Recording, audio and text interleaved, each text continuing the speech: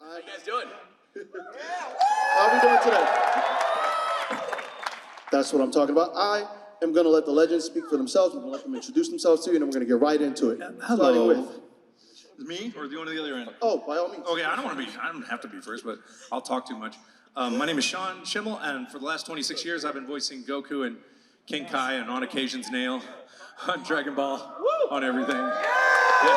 And a number of other characters for a number of other shows like Yu-Gi-Oh, etc. I don't like to brag about my whole long credits, but Berserk, I was in that. Yeah, I was Gaston. They supposedly Guts' best friend who has 3 lines and then he dies. So I thought it was going to be a juicy role, and it was not. And this is my son Kyle, who plays Gohan. What's up, Dad? I'm surprised you remembered his name. You're such a horrible dad. I agree. This is starts with a G. This is but Goten's doing great. Goten is great. Goten is great, but Gohan, he's doing his own thing. So hi, I'm Kyle. I voice older Gohan, not the kid Gohan. And the narrator next time on Dragon Ball Z. And West Kai, Ox King, Pycon, and other much smaller I love your characters. West Kai. I got West Kai. Because when we talk together, it sounds like we're from the same Kai place. Whatever. Wait, so were we all Kais? You were King We're Kai? Kai, right? I was King Kai. South Kai. You're South Kai. Yeah. West Kai. West Kai. Oh, And we're Stephanie all on that Nadolny was a Kai compass. also. Her Was she? Kai is very funny. There are many Kais. Yes. Hi. I'm Damien. I do Cell. You're welcome. Future Gohan. He's angry, isn't he? Yeah. He just wants to kill everyone. South Kai. Paragus. Talk about a bad dad. Paragus. Wow. Shut up, Broly. And some other characters as well. What about you? Who are you? What are you doing here? You know, I wandered in here and Random cosplayer joined the You stage. picked up this cosplayer out there and said you want to be on the Dragon Ball. I had a mask on, and all these guys are like, "Who the frick is this person?" She was just like back?" literally like waving. I was like, hi. She was like, it's Don. I was like, I told her to come out in the mask. I made the mistake of like changing stuff, and then they were like, "All right, time to come out." I'm like, "Oops." Do you guys know stuff? Are you guys But yeah, I'm Dawn M. Bennet. I play Kale in Dragon Ball Super. What's up, y'all? And that's it. I'm Zeno. I play Nilej in Dragon Ball Breakers. Yeah. With the tense woos, I'm also Gamma 2 from the Super movie. I think you guys know that one a little more. Woo! One guy watched the movie. Thank you. The movie. I loved you in the movie. Okay, guys. First off, thank you for being here. It's not every day that we get to gather everybody. I'm sure you guys spend a lot of time together, but at least for me.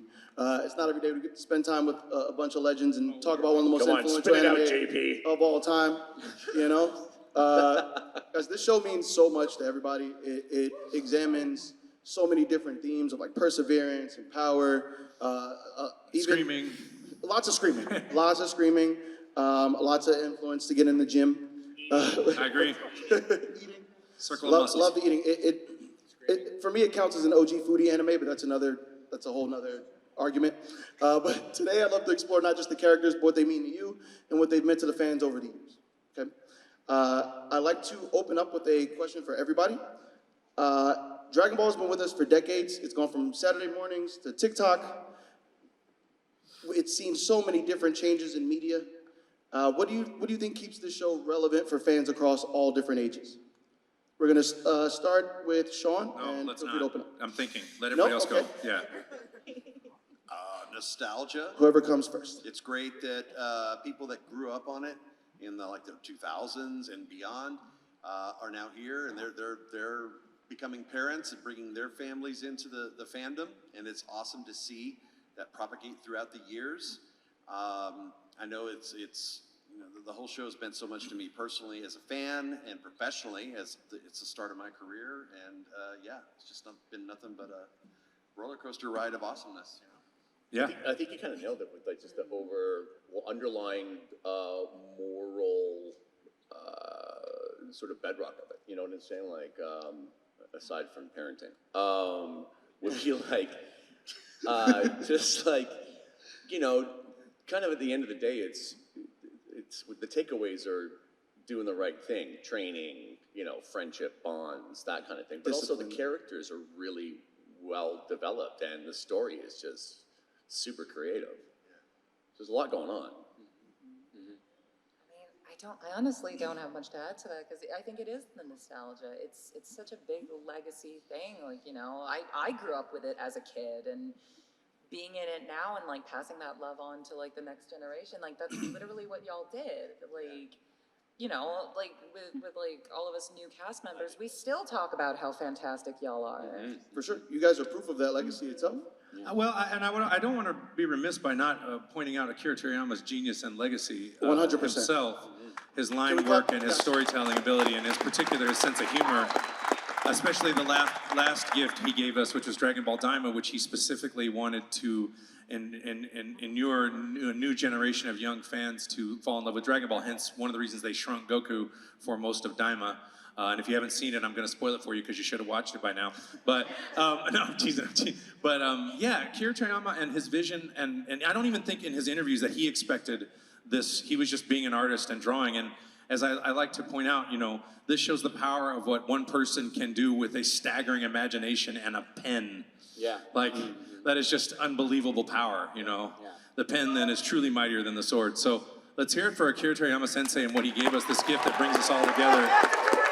You know what I'm saying? Like, no pun intended. Seriously, it's been everything. I've done it almost half my life. When I turn 60, I will portray Goku for half my life. And everything I have, including my partner, everything I own, everything I do is because of this guy who decided to draw a comic in the 80s when I was in high school. And I always like to emphasize the power of art, especially in the face of AI. Yeah. I really want to inspire all of you, as I am inspired by Akira Toriyama, to be a vision of human expression of our feelings and our art and our story versus robots. So that's how I feel. Thank you. All right, guys. Thank you, Sean. You're Anybody welcome. else?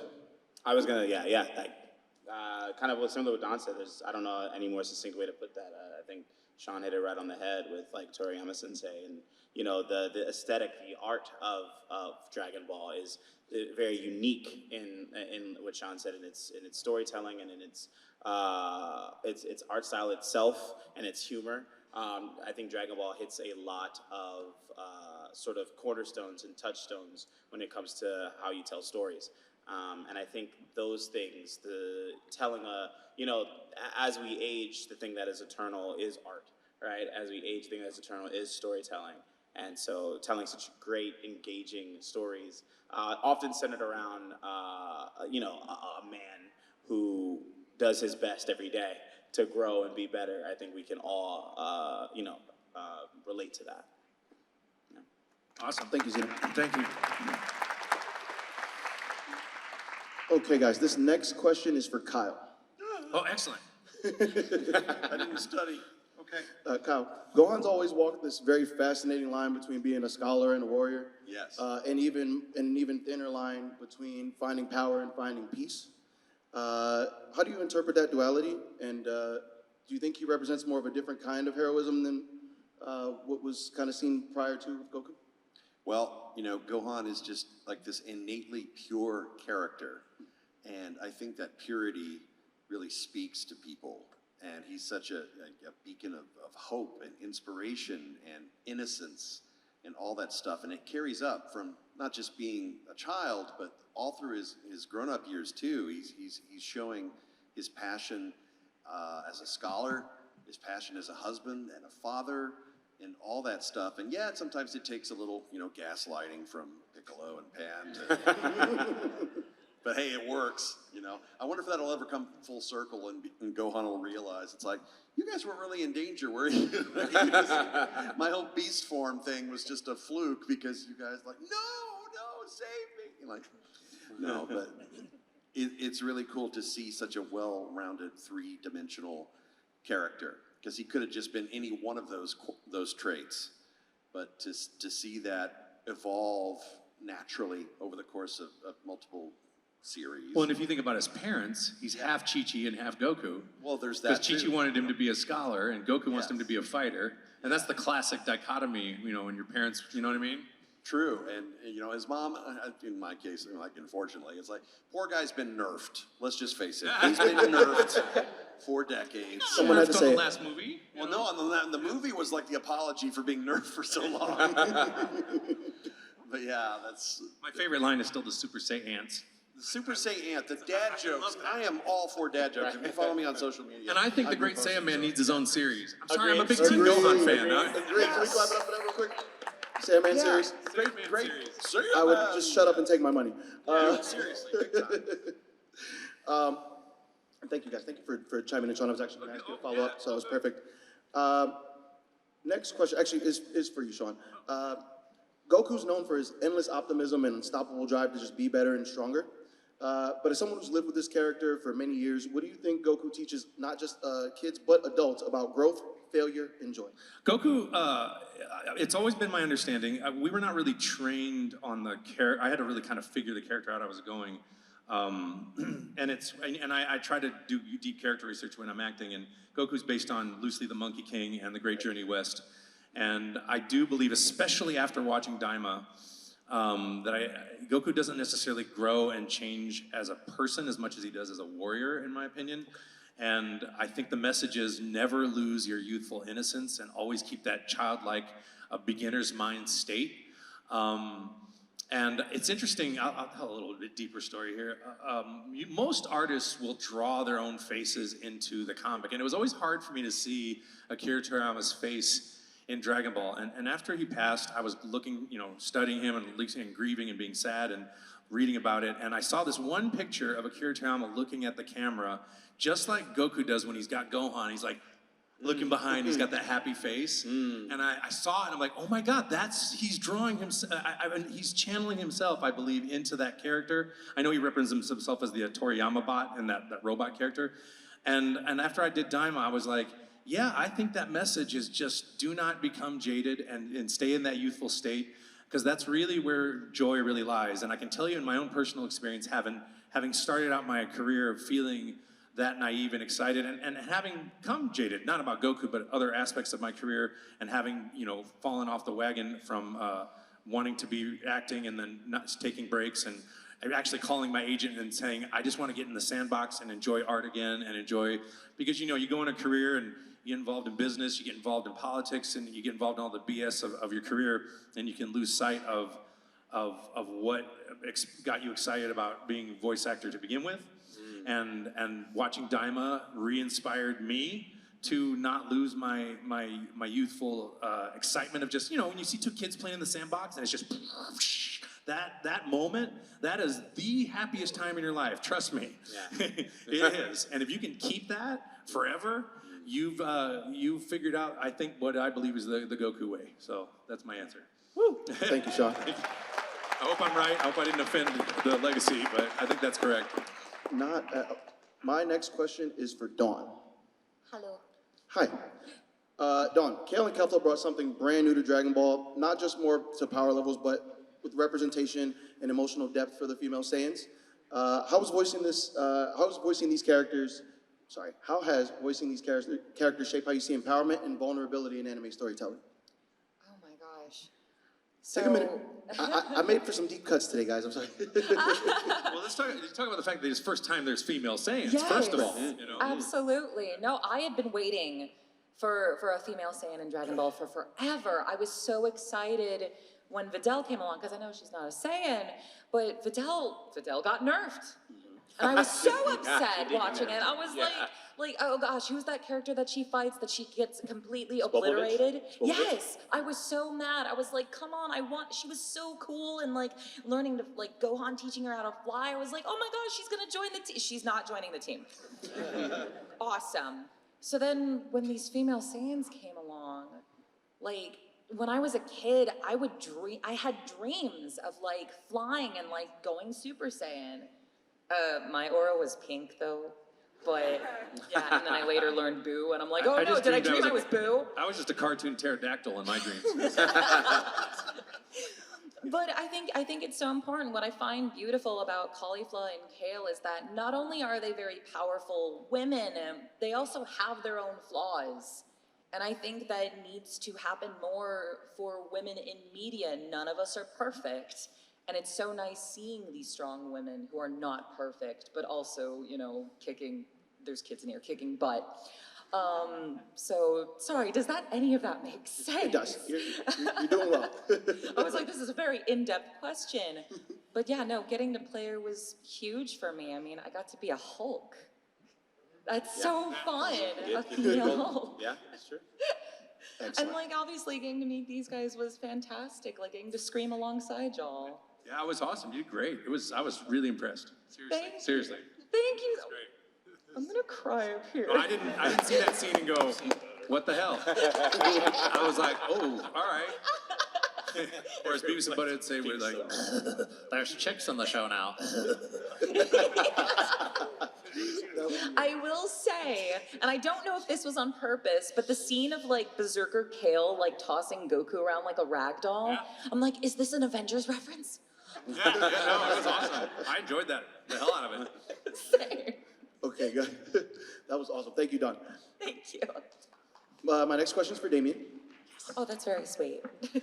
Damien, Cell is one of the most iconic villains in anime history. His entire being is about achieving perfection at the cost of obvious obsession. Right? How do you think Cell's obsession mirrors what people deal with today, especially in a social media-driven world that's like focused on comparison, image, and achievement? Well, it's all BS, though, isn't it? Anything you see online. But I think that's kind of like, to your point, like the obsession with, I don't call it being perfect or whatever, was achieved through actually doing it, right? As opposed to renting a fake plane in the valley and pretending like you are on a private jet kind of thing. So I think to just your earlier point of Dragon Ball Z in general was just train hard, do the right thing, healthy diet, et cetera, friends, family, as opposed to putting out a persona that's completely not real. And I feel social media these days, it's like, golly, look, if I got one piece of advice for anybody on this planet, is never compare yourself to anybody because it's all BS anyway. But Thank you. Yeah, I think just, that's why Dragon Ball kind of resonates with me anyway, is achieving through actually doing and not being full of it. They say comparison is a form of Oh violence. God, it's so unhealthy. Yeah. And that's the thief what of everybody joy. does now is they compare themselves to just things that aren't real, for one thing. You know what I mean? Thief of joy. But you'll never appreciate what you have by making those comparisons to other people in general. It's really impossible to appreciate, what you have in the moment. Hear, hear. Thank you. Yeah. All right. Weren't expecting that from Sal, were you? It's like sales personal growth seminar. I'm like, what a stupid question, JP. Could you be my motivational speaker? Just saying, dude, like, Stop being so lame. Listen, guys, welcome. Thanks for coming. Goku sucks. I hate Gohan. These tickets are non-refundable. please let us know when the 12-step video drops. We'll gladly go out and grab that. Just has a TED Talk. Kill everyone. Thank you for coming. My next question is for Zeno. Zeno, Gamma 2 quickly became a fan favorite. He was loyal, funny, and very heroic in his own way.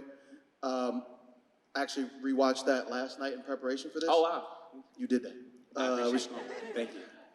What do you think makes heroism in Dragon Ball today different from what it used to be in the earlier eras of the series?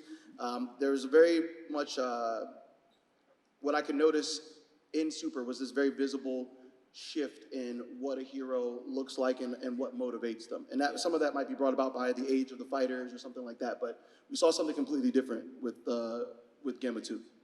Yeah, I think especially in the later works, Toriyama was sort of doing this return to form to humor, and so like typically in like the Dragon Ball, Z era, the GT era, and even the Super era, a lot of the newer characters that he was introducing were kind of a little more serious. If you look at like the rosters of the fighting games, like a lot of the goofier characters are typically from Dragon Ball or Dr. Slump or other like eras of Toriyama's work. So like it really felt like it was another like Jocko the Space Patrolman kind of thing where it was a character who was a bit more on the goofier side.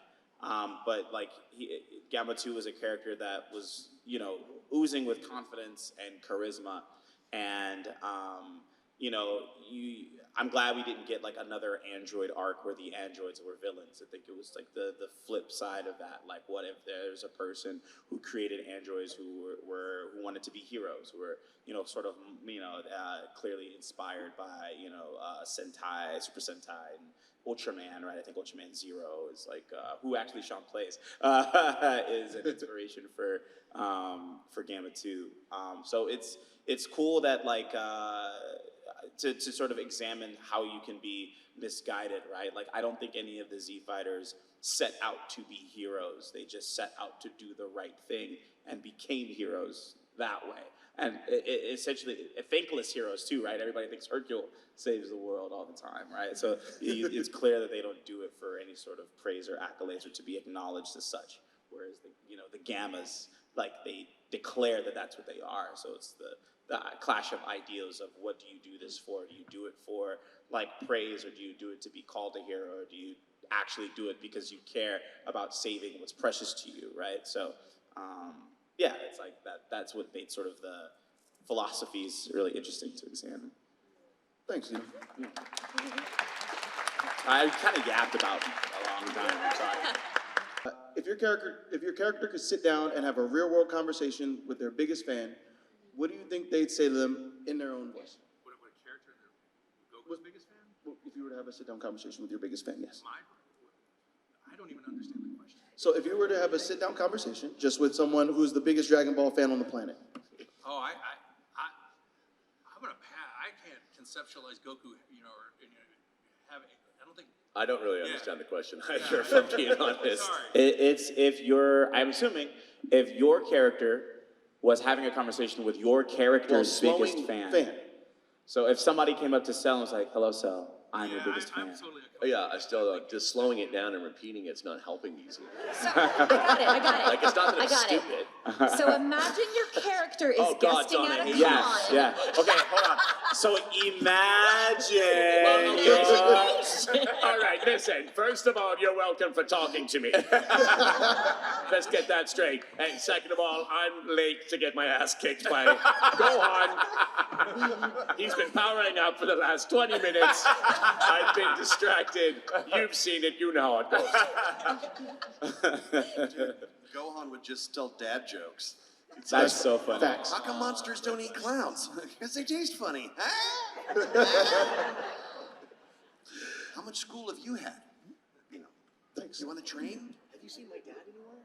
My dad anywhere. Heavy on the have you seen my dad anywhere? Okay, I just realized Gohan would totally cosplay at a con. he's one of us. I would love that. Now you're just making me imagine him showing up at a con in his Great Saiyaman outfit, and everybody's like, it's off. You know, right? Like, Great Saiyaman costume, but Somebody's on, it's doesn't look mid. right. Yeah. Thanks, guys. So moving on. Fans often find deep personal meaning in your characters from overcoming hardship and embracing individuality.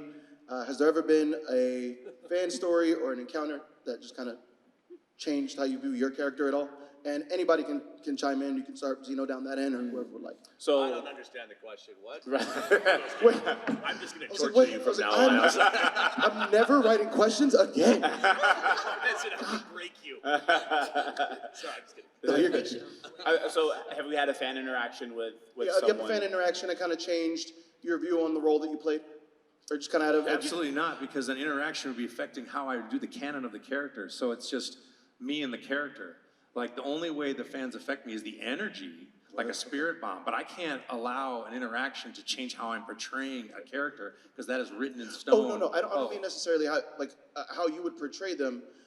Just did it kind of change what you might have thought prior to, like your effect on others. So say if you thought, you know, maybe, Goku is just, you know, a great example of fatherhood, and then someone comes up and kind of gives you more of a deeper cut and says, well, this meant blah, blah, blah, blah, blah. And then to kind of make you look at Goku as a father a little differently. Something sort of like that. No. What affects me is, well, I'm very committed to doing the character exactly how, you know, it's me and the character and Akira Toriyama's message and his focus and the words and the animation. But what does affect, there's two things that affect me. One thing is I call the circle of muscles, and then the other thing is what affects me the most is the deep solace that the show can provide people who are suffering.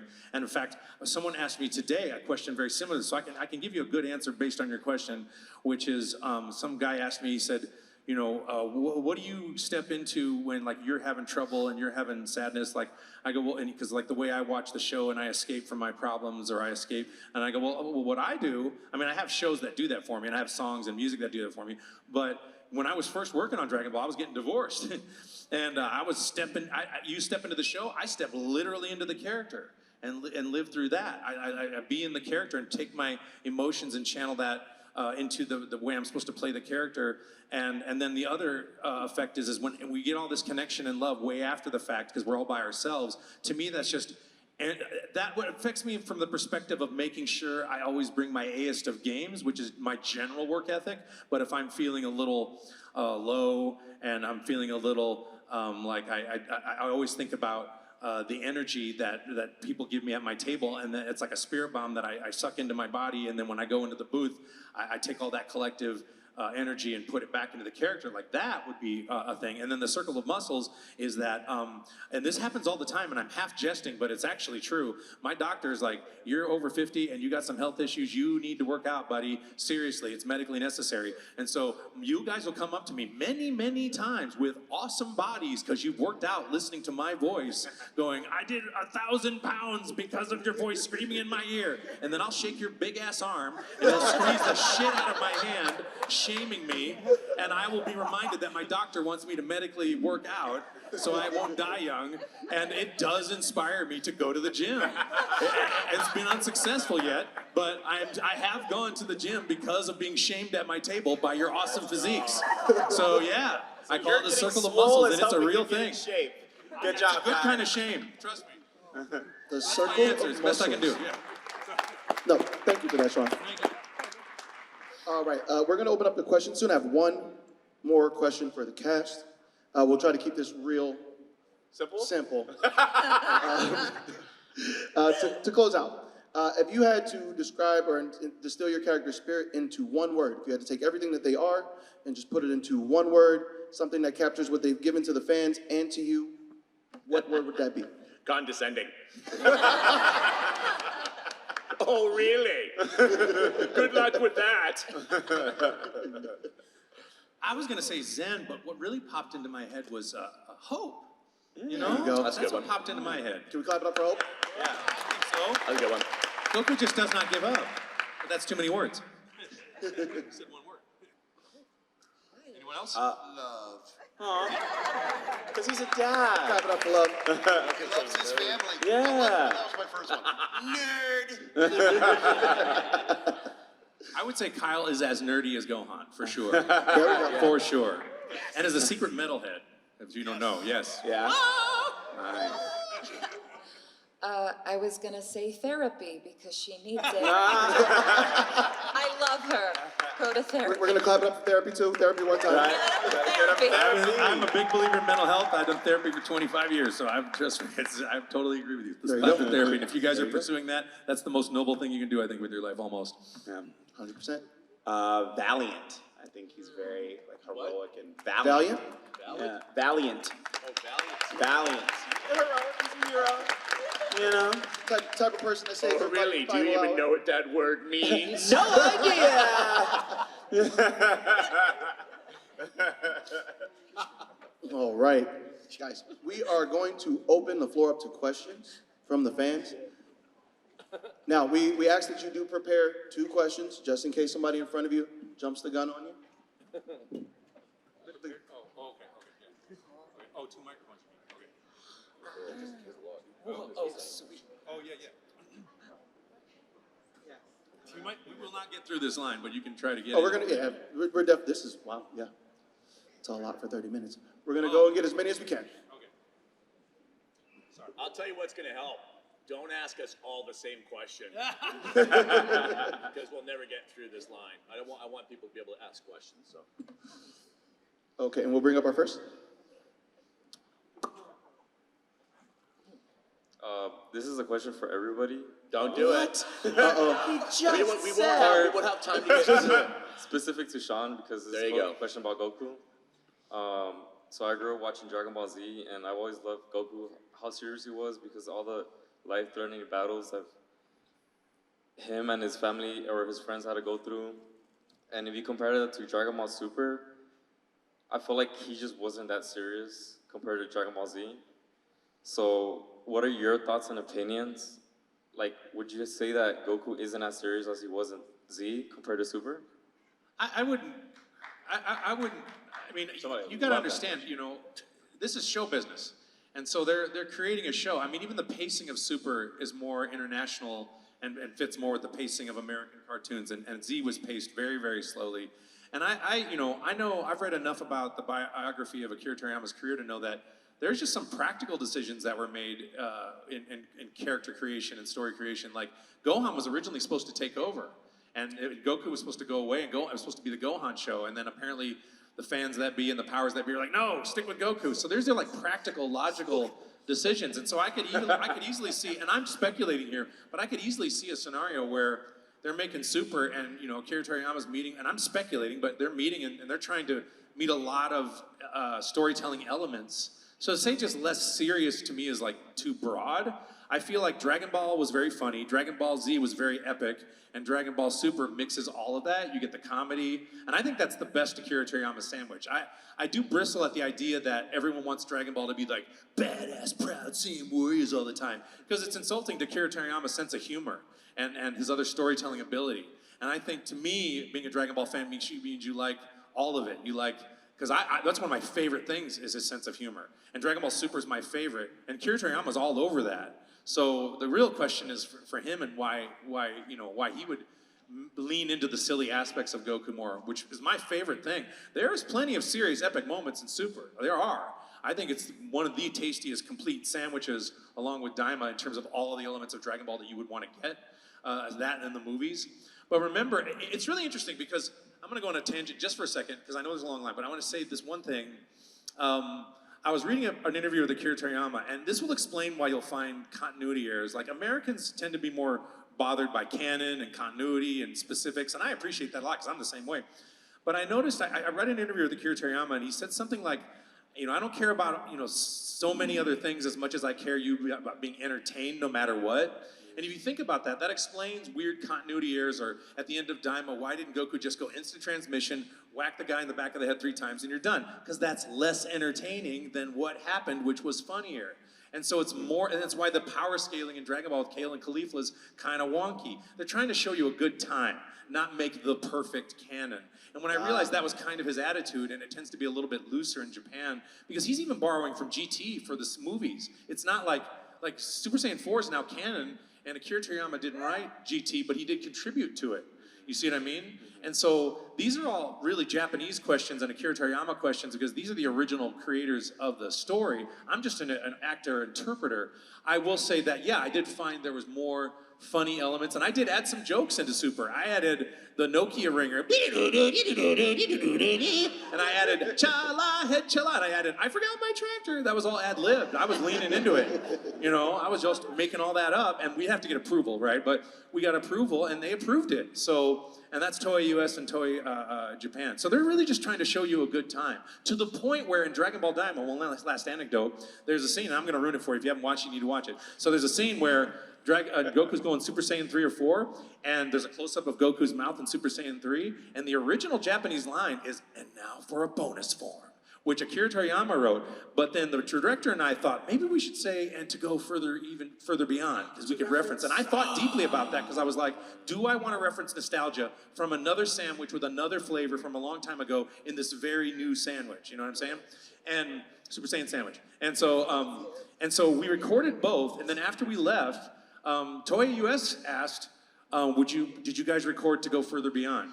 And we said, yeah, and they go, we'd like to use that. And so they wanted to lean into the entertainment and nostalgia aspect of it versus doing the exact canonical line, which I think is very Akira Toriyama, because then Vegeta supposedly says after that, bonus form. So I go, now for a bonus form. And Vegeta goes, bonus form. And then we changed it to, and now to go further beyond. And then Vegeta goes, it can't be, right? Yeah, it's great. And so you really, it's helpful when you're consuming art to also get behind the scenes and understand how it's created. And it's not always as artsy and canonical. Sometimes it's very practical. Sometimes, and Akira Toriyama has admitted this, he forgot about hair color or launch, or some people are suggesting things. He's like, oh, I like that. This is all about the soup of making a great sandwich, a great art. I will never look at sandwiches I'm the so hungry same. too, sorry. Dude, I will never look at sandwiches the same Yeah. again. This is So does that make Super sense? Saiyan You know what I sandwich. mean? That makes sense. Yeah. So clap Is it up, anyone guys. else hungry right now? I'm very hungry. I am too, yeah. I was like garlic bread. All right, friends. Thank you, brother. Next question. Hello, my name is Emma. Your name is what? Emma. Emma, hi Emma. I just want to thank you for breathing life into these characters. That personally motivated me to lose 15 pounds this year at the gym. Right on, man. My question is there Lost 15 pounds. Clap it up. is there a mantra or a particular song that motivates you or gets you in the zone to stay healthy mentally or physically in life? Who are you asking that question of? All of you guys. We're not Is there doing a that. manga or pick a song? Pick an actor, guys. A Pick an actor. We mantra don't or have a- time to go through all of this. I mean, I got mine already. How It's Done from K-pop Demon Hunters. Let's go. It's a good song, good motivation. That's a good one. I've heard about K-pop Demon Hunters. You should watch it. Yeah. It's good. It's good. Apparently, it's very Very, popular. very, very good. One of my, I have a huge amount of my motivation for being an artist. I'm a Gen Xer and I'm old school. Rush lyrics, Hold Your Fire, The Mission. Those lyrics make me go so hard, and have from when I was a French hornist and as an actor. The lyrics of The Mission by Rush is hugely inspirational about art specifically. So that would be for me, yeah. Thank you. Clap it up for Rush. Neil Peart, best drummer alive. He's dead, Well, best drummer ever lived, yeah. to ever live.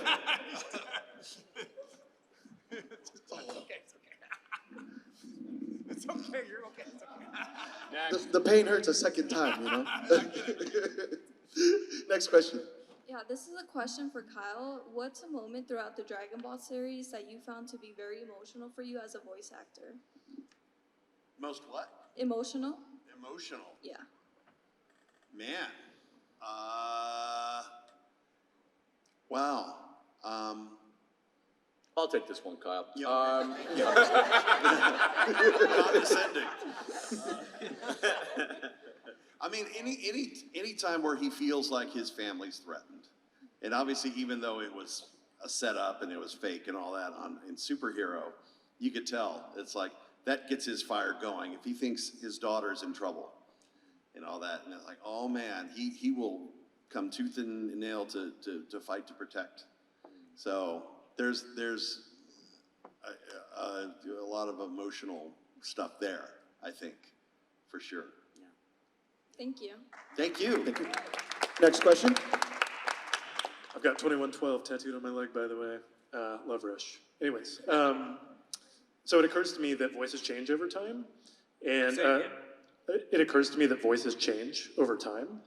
And I'm curious, as you guys get older and your voices change, how do you try and maintain, this goes for, I guess, any of the veterans on the panel, how do you try and keep the voice consistent as you get older and your voice is maybe deeper, get more gravelly, whatever it is? Because essentially the Saiyans are the same age, more or less the whole series.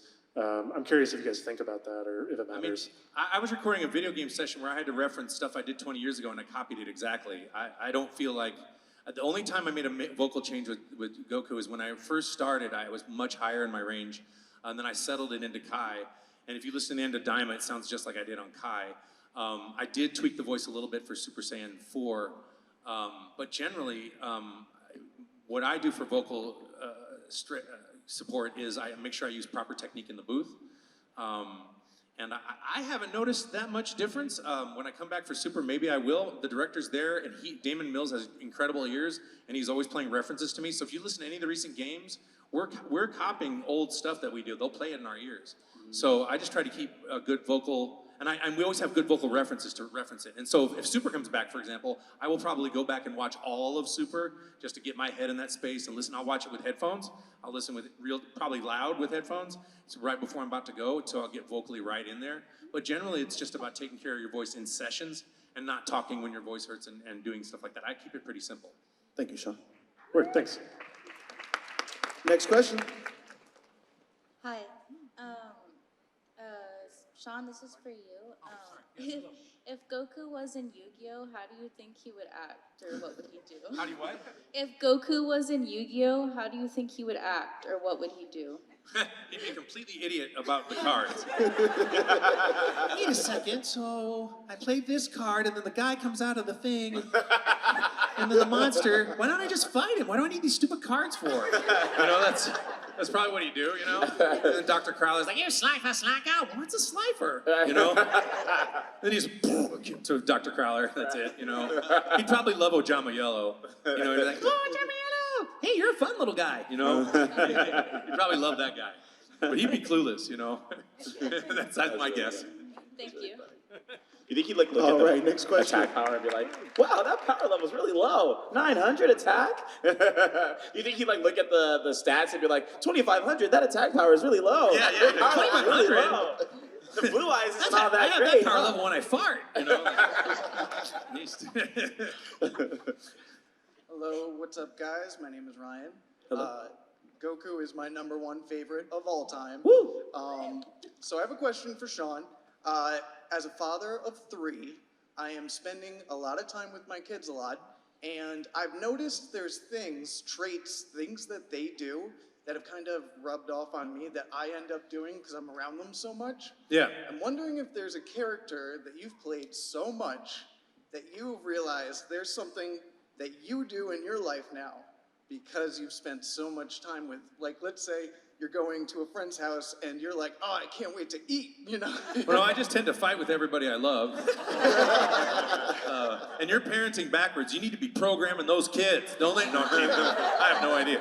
I'm totally doing it backwards. No, yeah, I realize that while I am not clearly going to the gym every day, I have been extraordinarily perseverant in my personal growth.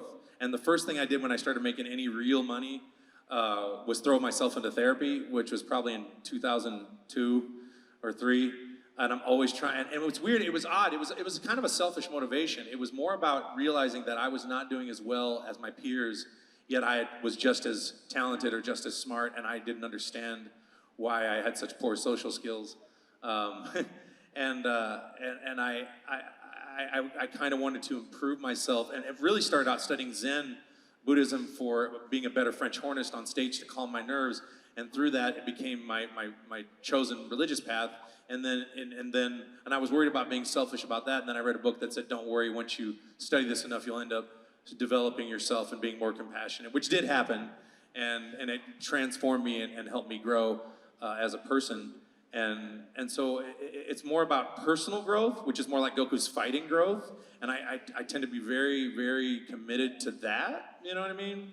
I probably should be more committed to my body, as my doctor has reminded me, but I think that's, things rubbing off me in character. I get down, I want to quit all the time. Not being Goku, but just, there's things I want to quit, and Goku's the thing that, I've said since I started, I just need to stay alive and finish this character, and then it's okay if I die, right?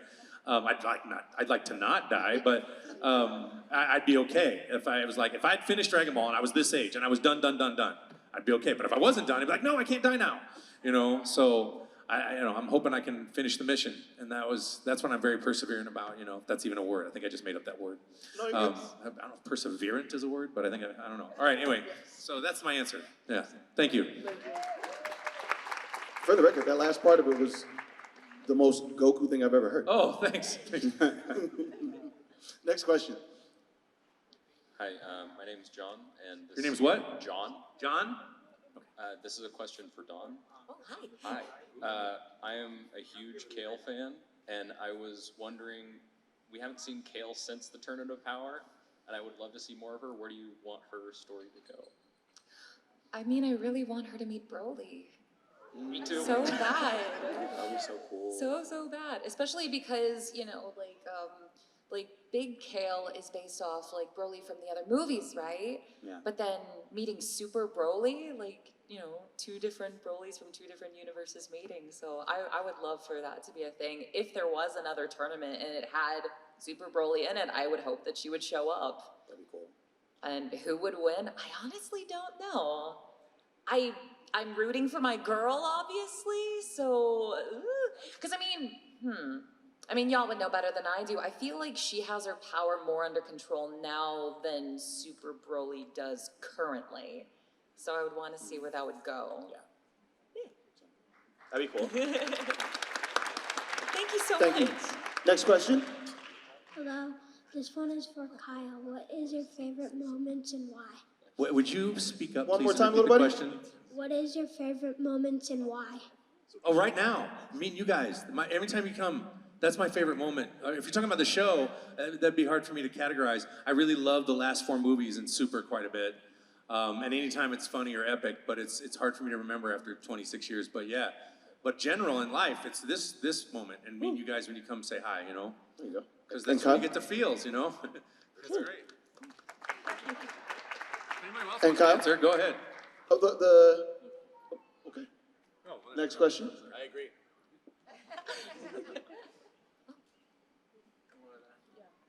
Next one. Yeah. Hi, my name is Tristan. This is a question for Sean. Yep. If Goku was a Super Saiyan, what job would he have, or what would he do? I think he'd be a cabbage harvester. Do you remember the beginning of Super? He's harvesting these cabbages really, really fast. I think, no, I'm joking. Or a carrot harvester. Do you know it was like till 2018 that I woke up in my apartment one day and went, wait a second, Kakarot means carrot, and Goku wears an orange outfit. Oh! Wait, I didn't put that together until just now. I didn't either. What the heck? Xerox repairman. That's what he's. Oh yes, long sleeve dress shirts, and he's going to repair a copier. That's what Damien says. Has he been cosplaying as a carrot this entire time? That's crazy. Has Goku been cosplaying as a carrot? No, this entire, well, yeah, his name's Kakarot. His outfit's orange. Kakarot means carrot. Oh my God. Yeah, it blew my mind in 2018, and I've been voicing it forever. Somewhere, yeah, exactly. Oh, you just got that too? I didn't even put that together until you just said it. Exactly. Dragon Ball Z fan is of a the show secret so plot. far. Make us His some more outfit's vegetables. orange. Thank you. Thank you. Thank you, kiddo. We just uncovered a conspiracy, guys. It's conspiracy.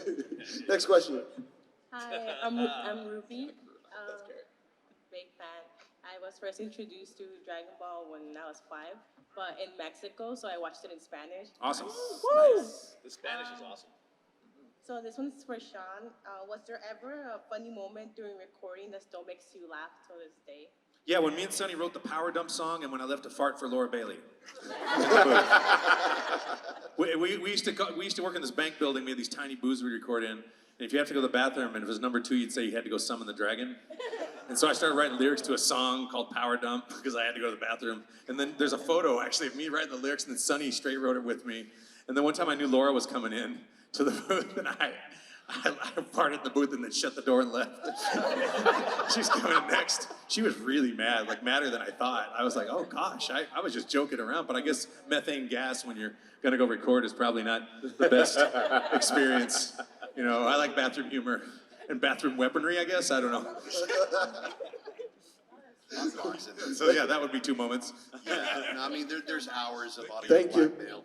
There's hours of audio blackmail on the hard drives because there's so many bloopers. You know, we don't get to rehearse. Oh, yeah. So yeah, we blow lines. It's pretty funny. Pretty funny. If we could be a fly on the wall. Oh yeah. Thank you, guys. Next question. Hi, my name is Will. This is for Kyle and Sean. Over the years, have you guys kind of traded notes with like maybe some of the other, like your counterparts, either in the Latin American cast or the Ocean Dub cast or even the original Japanese cast? Like, have you gotten Do we do he and I trade notes, or do we trade no, notes like with with the other voice actors who've played your roles? Like No. No, when we got the part, we were told just to mimic the cast and try to get as close as possible. But as far as Kyle and I trading notes, what I thought you were asking that. What Kyle did, which I didn't even ask him to, is when he did his later forms, he kind of I don't know if you were copying me, but I tend to lower the voice or change it slightly for each form, and he did this cool-ass voice for what I call Super Saiyan 2.5 or Beast Mode that was very reminiscent to my Super Saiyan 3, and I didn't even ask him to do it, and so I don't know if you were taking a cue, but it sounded badass. I'm like, and it made it kind of consistent with what I was doing with the voice. We were not, you understand, we were not given a lot, there was not a lot of communication. What would have been the ideal scenario would be for Japan to come to America and say, this is how you play the characters, this is how you're supposed to do it. This just came from Canada, and we were just supposed to copy and mimic the best we can, keep the vocal consistency, because the Canadian cast did not want to move to America, and production had moved to Texas, where we all lived. And so we were just to the point. By the time, as voices change and you settle into them, like if you watch the first season of The Simpsons, they all sound different. By the time we got to Kai, I was really uncomfortable. I was mimicking for a while, and I was just uncomfortable way up here in that range. And I wanted to settle into something that preserved it, but also gave me the hero voice I was looking for. So in Kai is where I really settled into everything. And everything I've done past that is how I do the voice. But it's definitely influenced by that cast in terms of just listening. My King Kai is based on Terry Claus's King Kai, right? We were told to copy that, right? Which to me sounded like Buddy Hackett, who's an old comedian. And so after I got King Kai, I went and listened to Buddy Hackett's website, and it sounded like King Kai telling a bunch of dirty jokes. Because he sounds a lot like King Kai. And so that's why I do that voice. But the only connection, and then Stephanie Nadolny and I did work very closely together because she had never done Super Saiyan 3 and 4 as a chibi. And so I talked to her and the director, and I said, if you got a copy, Super Saiyan 3 is kind of like Clint Eastwood, and Super Saiyan 4 is like Clint Eastwood with gravel, kind of, is the loose interpretation of it. So, and then she did it for, because I'd already done it in GT and the other one, so we could keep that vocal. That's really important to me. As the guy playing that character, even though it's her part at the time. And she was totally cool. And I called her up and we talked about it, and she killed it. So she was trying to make it sound like my character younger. Because I had done that first. It should have been the other way around, but production messes with that sometimes. How you do things out of order, how the cast change places, etc. Sure. I hope that helps. And thank you, Kyle, for killing it. Thank you. All right, guys, we're getting very close to the end, so we'll try to squeeze in as many of these last questions as possible. We got to keep them real short. If we can try to direct those again to one person at a time. So, next question. Hi, guys. My name is Christopher. Hi. And I got to say, Dragon Ball Z has one of the coolest soundtracks of all time, and I think you guys' voices do it justice. My question is to you, Sean. When the news about Goku Black first came out, what was your theory on who that was? I mean, the character? Yeah. I had no idea. They wouldn't tell us anything. And I did this strange voice for Goku Black for the video game because they would not give us any information whatsoever out of secrecy. And I'm like, I'm just trying to do the voice right. And so in the video game, which I voiced as Goku Black before the show, they said the direction was, he is opposite of Goku. And I'm like, so I just made up a bullshit. So Goku's up here, Goku Black's down here. I just did the opposite. So in the early video game, that's it. But then later, when James Marsters was doing Zamasu, we figured out the character development, and that Goku Black's voice is my voice box, and because it's Goku's body, but Zamasu from a parallel universe. So when they're standing next to each other, they should sound really similar. So I was listening to his reads and trying to get this erudite thing going, right? I went a little too far with it, I think, because I didn't have time to listen to it as much as I'd like to.